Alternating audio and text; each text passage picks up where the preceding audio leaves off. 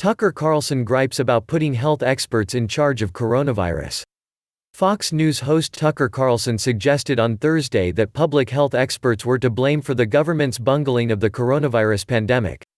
In a diatribe on Tucker Carlson Tonight, he claimed that these experts had put people out of work and questioned whether they should be in charge of making decisions about the response.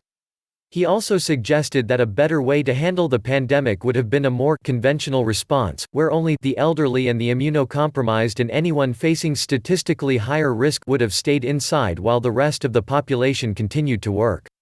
What if we'd done that a month ago? Would the death rate today be much higher than it is today? Maybe, maybe not. We don't know, Carlson said, adding that regardless of the answer, it was clearly a conversation we should have had before we locked the entire country down and put 10 million people out of work. Even with more than 90% of the country currently under local and state orders to stay at home, Dr. Anthony Fauci, director of the National Institute of Allergy and Infectious Diseases and a leading voice on the coronavirus task force, said Thursday that this was not enough to keep Americans safe.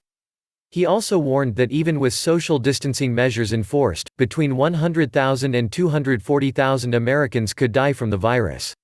Young, healthy people are also not immune to becoming severely ill from COVID-19.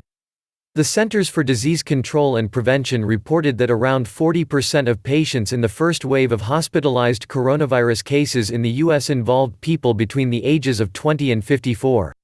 Carlson went on to attack the World Health Organization and the CDC, claiming that one of the main lessons of this crisis is that the public health establishment failed us badly.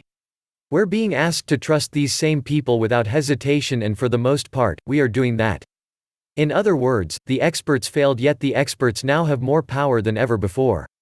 It's bewildering, he said.